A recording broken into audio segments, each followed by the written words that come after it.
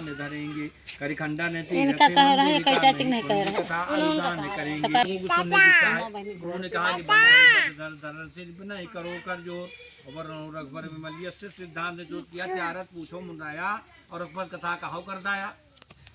तो उनका ऋषि ने प्रार्थना की। सूजी बोले कि हे रजगण आप तो धन है, आप जैसे पुरुष ही सत्य पुरुष कहे जाने के योग्य जो परोपकार के लिए चिंता करते हैं, दुष्टों को कष्ट पाने पर उनको सुख ही सुख देते हैं। तो भगवान ने एक बार नारद से पूछा तो आज समाहिता एकदा नारद प्राण प्राकांक्षा प्राण विधान लोकान मृत्यु लोकान पागता। इससे संध्या के बंद करने के बाद जिस प्रकार इस पद का उत्तर भगवान ने दिया उसी प्रकार मैं आप लोगों को कथन कर रहा हूँ। सोनकार ऋषियों ने कहा अति उत्तम है, हम लोग विष्णु उपासना करेंगे। ऋषि को मैंने कहा है उठ प्रात नहा विधि जाको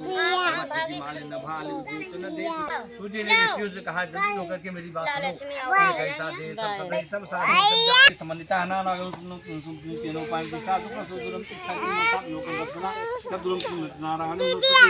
और कहा एक समय नारद परोपकार की छाली लोगों में नाना लोगों में भर करते हुए आए। उन्होंने कहा कि प्रकार के हित दे निज कार्य दर्शन सुख पावे में अधिक मिले उन्हें भगवंत वृक्ष नहीं फल बकत है नदी न चवेली प्रकार के कारण साधु धरा शरीर।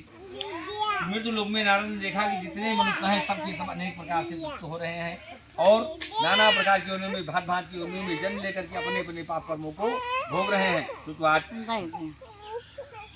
इस संचेतन साप लोकम गतदा तत् नारायणम देवम सुगुणं चतुर्भुजं संग चक्रम गदापदम वनमाला विभूषितम नारदवाद। तो ऐसे प्राणियों को क्लेश देकर के मुन अपने मन में सोचने लगे कि इनका दुख किस प्रकार से दूर हो सकता है। यही मन में सोचते हुए बीड़ा बजाते हुए हर गुण गाते हुए लोग में पहुंचे जिसका वर्णन तुलसीदास जी ने किया है। एक बार कर कल कर बीड़ा गावत हर गुण परम बीड़ा चीर सिंध गौने मुन नाथा जावत श्री निवास गाथा हरख मिली उतरमान पीता बैठे आसन विषय समीता। लोग में पहुंच करके नारद ने देखा कि भगवान सुप्रोड वाले हैं, चार भुजा वाले हैं, एक हाथ में शंख, एक हाथ में चक्र, एक हाथ में गदा, एक हाथ में वनमाला फूली हुई तुलसी कुंद मजार चमके पंचमाला विभूषित। और ऐसे देवों के देव स्वामी भगवान की नारद की स्तुति करते हुए भगवान आपको संकराटन दो, आपकी बाड़ी से मनसी परे आपको प्रणाम हो।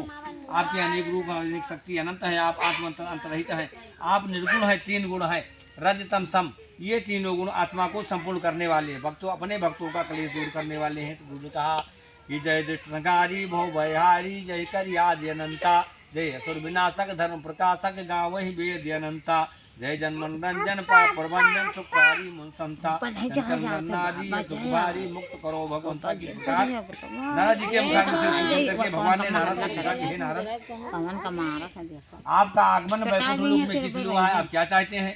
नारदवाच मृत्यु लोक के जनार्दन सर्वेश क्या उपाय से मुक्त हो मोसे कहो भगवान हे भगवान मैं समय मृत्यु लोक से आ रहा हूँ।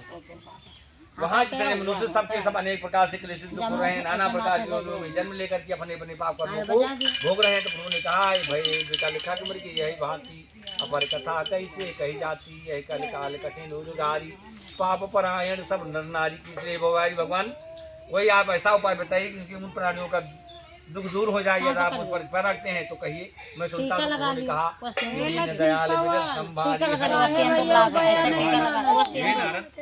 तुमने भली भांति संसार का कल्याण होगा, प्राणी प्राणों से मुक्त होकर के परम पद को प्राप्त हुए देह को हमेशा परोपकार में लगाना चाहिए। स्वयं न खा दंत फलान बिछा और वंतन अध्यास ये वृद्ध जो है कभी अपना फल नहीं खाता और नदी जो है कभी अपना जल नहीं पीती। सुजात भटमस महापुरुषम हे नारद एक छोटा सा मैं उपाय आपके सामने कह रहा हूँ, ध्यान से सुनो। इसी से मान होगा कलयुग में कल्याण होगा और कलयुग के लिए कैसा उत्तम वर्ष जो महापुरुष को प्रदान करने वाला है स्वर्ग और पृथ्वी में दुर्लभ है। सुखवाद सत्यनारायण विधान